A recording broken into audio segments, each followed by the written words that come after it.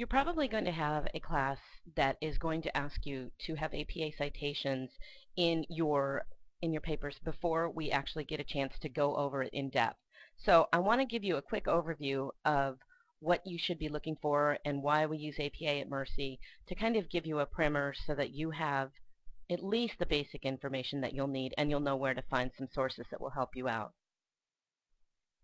First and foremost, don't dread APA.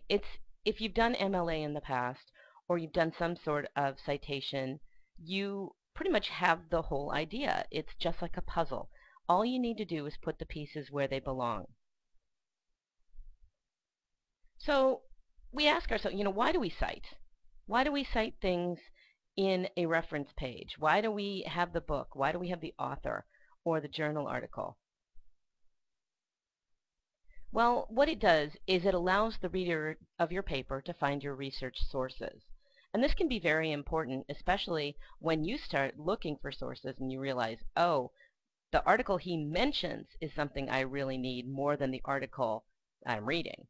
And you can go to his or her sources and you can find that secondary materials and use them yourself.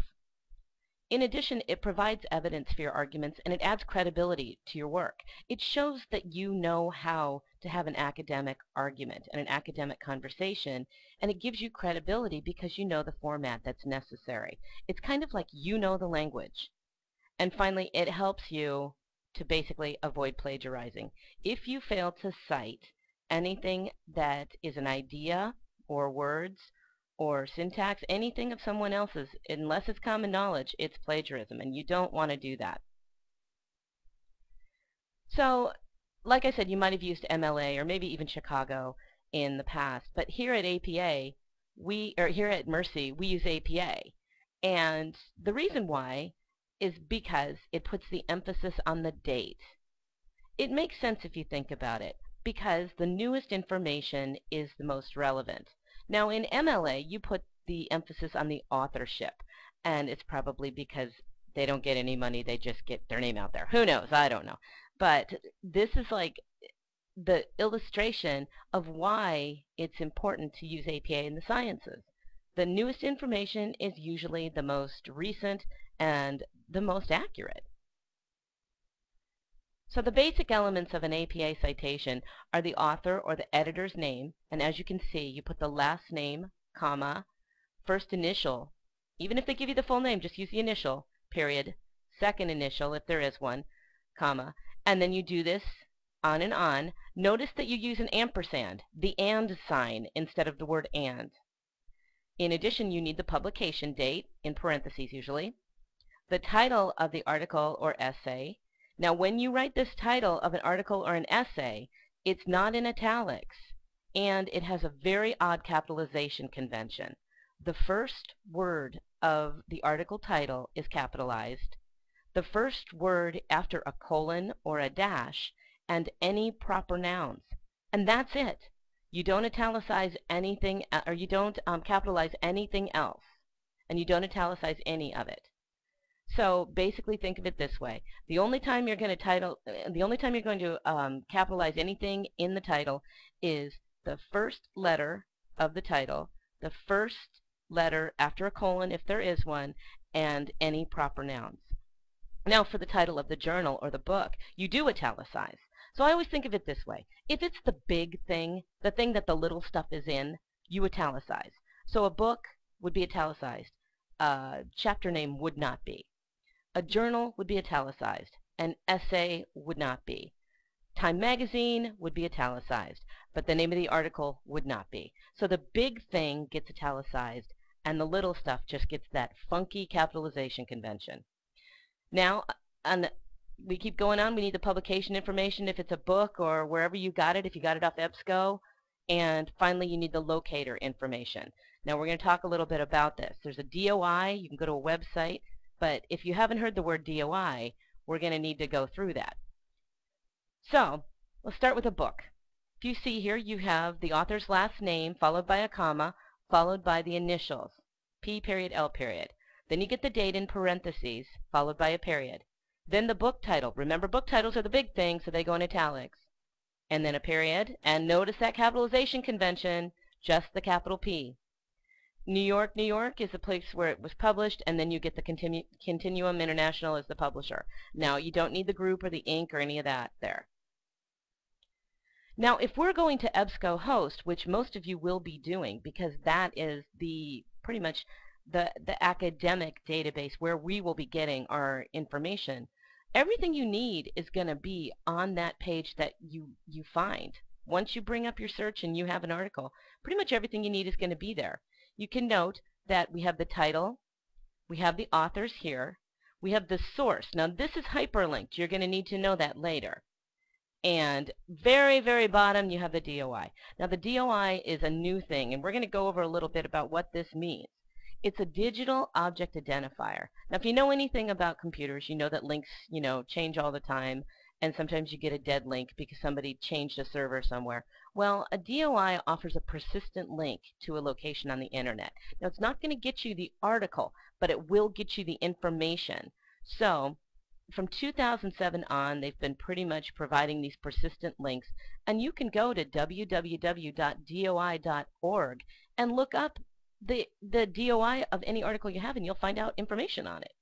So there's a lot of stuff that has this: text, audio, video, any type of it can have it, but they're still catching up. Technology is all, running a little far behind. What you do need to know is if you look at the bottom example, the DOI is in lowercase with no period at the end of citations. So if you don't have a DOI, what you need to do is find the source URL. You're not going to write www.ebscohost blah blah blah blah blah blah blah blah blah blah blah or retrieve from www.ebscohost yada yada yada yada. You're not going to do that. That's not correct. In APA, you need the source URL. So what you need to do is you need to click on this little source here, and it will bring up the publisher URL. I have it circled down here at the bottom, and that is what you say: retrieved from http:// yada yada yada. Okay? So if you don't have if you don't have a DOI, you find the publisher URL by clicking on the source, and it will give you the publisher URL in EBSCO. Now, internal citations are a little bit different. There's a couple things here that you need to know. If it's a direct quote is one in quotation marks that you take word for word from the text. Now, that is always in quotation marks. You're not changing any of the verbiage. So you can see the example here. According to Jones, 2013, cases of mumps, quote, have increased 11% in the last 2 years, and this number is only expected to rise. End quote. Parentheses, P period, then the page number, parentheses, and then the period. Now, direct quotes always need that lead-in phrase, according to Jones, or something like that. You can't just drop them in there. We'll talk about drop quotes later in the class, but you have to have that signal phrase. Paraphrases, according to APA, this is when you change the words into word order of your own. Supposedly, you do not need the page number. It is not required, however, it is recommended. So if you look at it, I'm going to give you the one way out. It's Jones 2013 argues there will be a continued increase in mump cases. Now notice the words are changed, the word order is your own, and there's no page number. That being said, it is not required, but it is recommended. So I hope that you will be using your page numbers for both direct and paraphrases in papers that you write for me. And we'll go over that in more detail. So if you look at this, I mean, there's basically just a few things that you do here. You can insert the author's name as part of the narrative. Gass and Barones, 1984, found that the most important element in comprehending non-native speech is familiarity with the topic. Or you can put the author's name in parentheses when you are paraphrasing. You see here, one study found that the most important element in comprehending non-native speech is familiarity with the topic. Then you have the author's name followed by the year. If you have multiple works, you separate them with a semicolon. And if you have a direct quote, the author's name is part of the narrative. That's that lead-in signal phrase. Gass and Barones, 1984, found that the listener's familiarity with the topic of discourse greatly facilitates the interpretation of the entire message. End quote. Then you get the page number, then you get the period. Or you can integrate a direct quote with the author's name in parentheses. But you see, again, that you're using that general signal phrase, one study found that, or research states that, something that gives the reader an illustration or lets them know that you are no longer talking. You're going to use somebody else's words, so you need that signal phrase. Now, plagiarism we're going to go over and over again in this class because it's something that has a tendency to happen intentionally and unintentionally. So we try to remove all of those kind of what-ifs. So plagiarism is presenting someone else's words, ideas, or any other work that can be considered intellectual property as if they were your own. Don't do that. Even if it's an accident, if it's unintentional. If you forgot to document your sources or you didn't do it accurately, you can still be accused of academic dishonesty. I've seen it happen. You don't want it to happen to you. Now, self-plagiarism is another thing that people aren't aware of. If you reuse assignments, you are self-plagiarizing. You can't turn in an assignment from a previous class for a course you're taking now without permission from your current instructor. So you need to talk to your instructor about that, and odds are pretty darn good that they'll say no. Now, double dipping is another way of plagiarism, and that's if you're taking two classes with a similar assignment and you turn in one paper for both classes. Now, if you're going to do that, you'd have to get permission from your instructors, and they would probably ask for a longer paper or something like that. An example of this would be, say you're taking literature and medicine and you're studying psychoanalytic theory at the same time that you're taking psychology and you're studying Freud and psychoanalytic theory. You couldn't write one paper and turn it in for both classes. That's double dipping. So, to be successful at Mercy, one of the best things you can do is use the template and the information on the ELIOS student site. There's an amazing template on there that I will link to for our classes. And you can, I just want you to know where you can find it, just in case the link is gone or whatever, or you can't access the link one day. Go to the Student ELIOS site on Angel and you will find it immediately.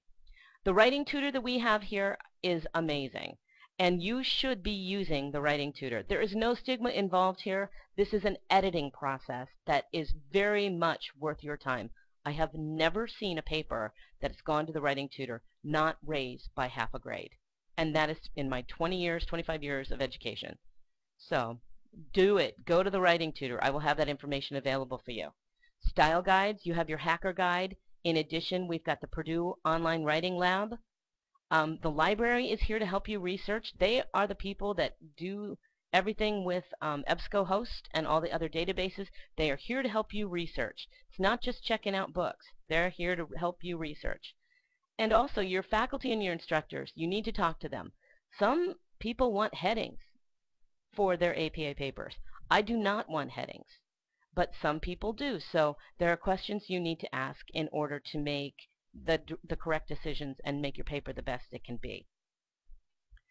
So remember, the student site on ELIOS has that template for you, and I will also link it on our site. In addition, there's information on APA and changes and plagiarism and much more. It's a very, very solid site that has a lot of information you can need. And the reason why the template is so important is if you've ever worked in Word and tried to do headings and have different headings on different pages, it's very difficult to do. This has these headings set up for you, and you basically just mimic the template as it stands, and you'll be 90% there. This is where it looks like on the ELIOS course in Angel. It says the Mercy College student course. Just click on that. And then at the top of that, you'll see MCHS resources. Click there. And then you'll have the APA 6th edition and writing resources. And that's where the template is if you need it. Purdue OWL is owl.english.purdue.edu/OWL. You can just search for Purdue Online Writing Lab or Purdue OWL and you'll find it. And this is a fantastic resource for you. Finally, this is just some common errors to think about when you're doing your reference page. And I put this in here because you may be doing these wrong already. So why not just, cut to the chase. There's no extra space between your entries. The whole thing is just double spaced. And you have to remember that hanging indent, that second and third or whatever, if you have 3 lines, you've got the author's last name starting, and then the next line if it goes to the next line, is tabbed in. If you have Microsoft Word, it's not working for you, hit Enter tab, and that is your hanging indent. The fantastic thing about that is that's what shows your reader, hey, I'm starting a new one, and that's why you don't put an extra space between the entries. Make sure your reference page is alphabetized by author, last name, and if it's a website that acts as the author, you know, if it starts with W, it's going to be W, or if it starts with, you know, humanities, it'd be an H. So citation tools that you use are nearly always incorrect. I don't know how to tell you anything more except they're always wrong. Always. You have to go back and fix them. And if you don't, you're going to get dinged on those points. So make sure you double check the work that a citation tool gives you if you use one. We're going to be using one in class, and I'm going to show you how it doesn't work. And finally, run your work by the writing tutor. Give yourself time to revise. Being able to put stuff away for 24 hours really makes a difference in what you see when you're editing your own papers. But make sure to get it into that writing tutor and get that second set of eyes on there. I know that's a lot of information in a short time, but if you're writing a paper for another class, maybe next week, you're going to need this information, and it at least gives you some resources to go to. And the Writing Center, again, is in the Student Services Center, basement of Mercy Court. Take advantage of them. All right, that's enough for now.